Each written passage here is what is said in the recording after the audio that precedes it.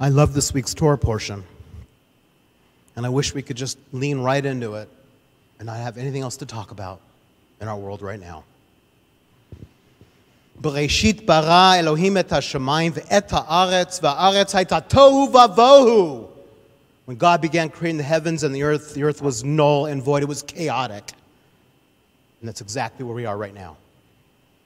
We are in tohu vavohu.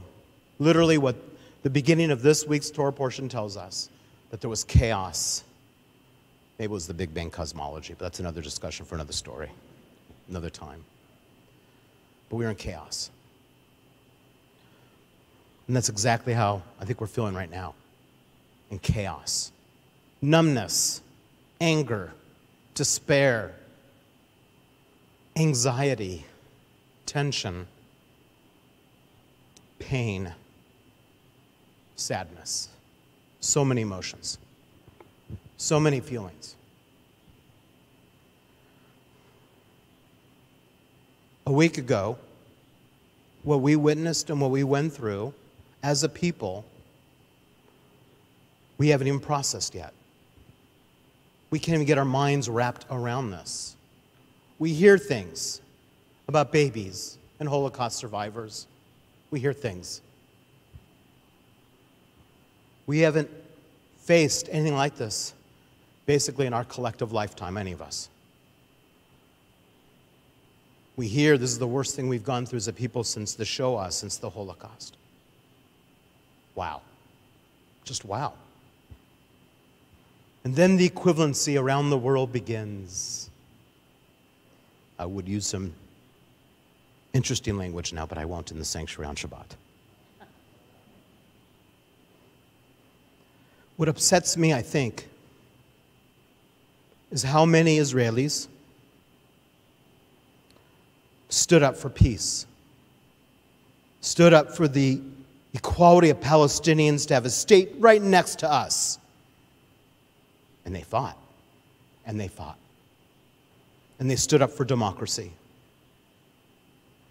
And it just so happens that the Israelis that believe that, which by the way is the majority, a lot of those people, the most progressive in their views, those that really wanted to lean into the Palestinians, were the ones living closest to Gaza, ironically. These were not settlers that were killed and murdered. These were Israelis that wanted peace. And then there's this peace rally, this music concert, like Coachella or anything that we would have in America, where artists, musicians come together, like our artists do throughout the world, to bring us together to pray for peace and to remind us that we need to feel the joy of our lives. And so hundreds and hundreds of Israelis are celebrating this. It's Shabbos. It's the end of Simchat Torah, the end of the high holidays.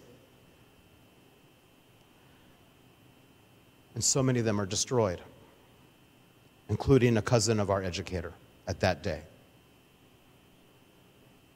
And those that were at the vigil last night heard the story of one of the survivors of that who couldn't handle being a survivor, and she took her life 2 days ago. And the Consul General asked us, the Assistant Consul General asked us last night, does she count? Does she count as one of the victims? Yes, she does. I said to him after.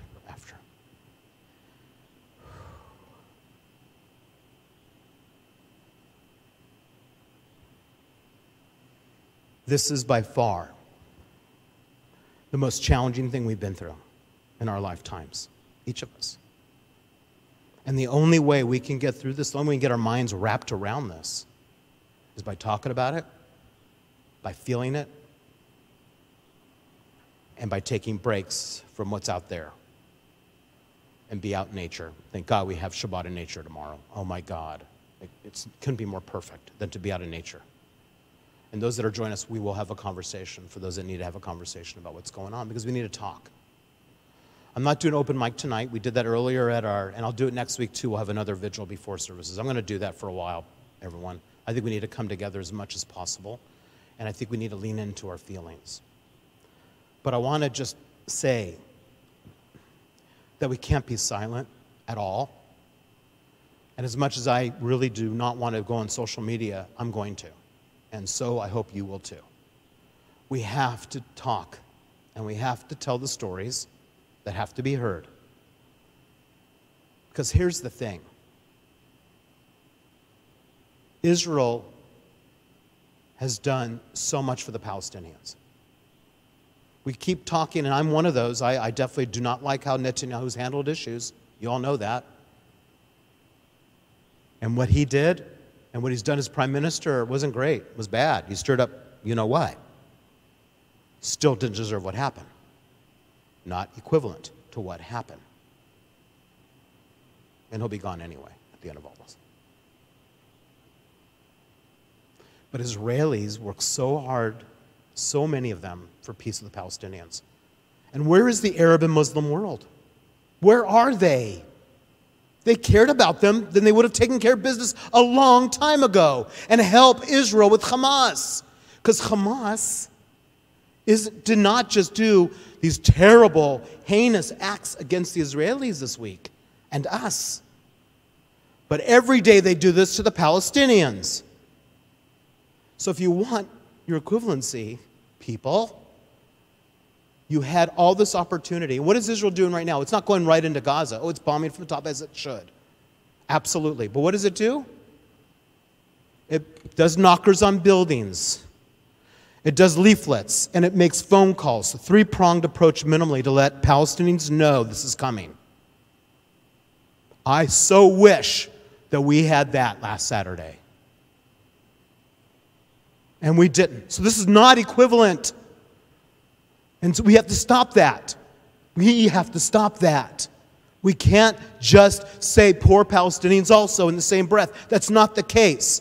Even though they chose that leadership, they've been victimized too. But where's the Muslim and Arab world? Why haven't they stood up for the Palestinians? Because they're using them too, just like Hamas has, as pawns in a game that's so inappropriate. And the only people who have given Palestinians any dignity in the last 50 years, 75 years, is Israel.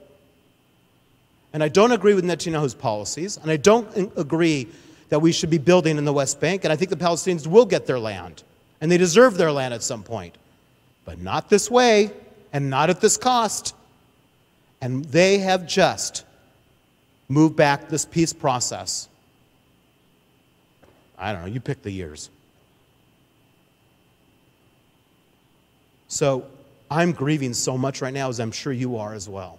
Not just the loss of life, but I'm thinking all the work we've done, just thrown away.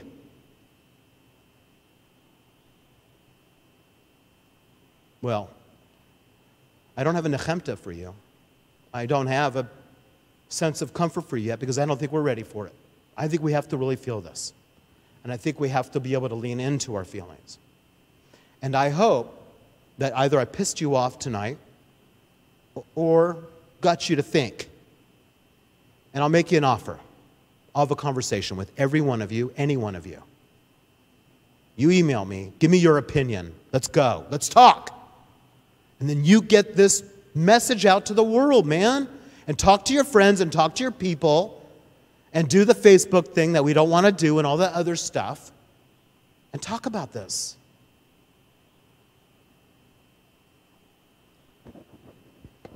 At the end of that first paragraph, Vahi erev, vahi voker, yom echad. It was evening, it was morning, a day. We are in that darkness of evening. There's no doubt about that. We are in the darkness. But rest assured, there will come daylight again for us. There will be light.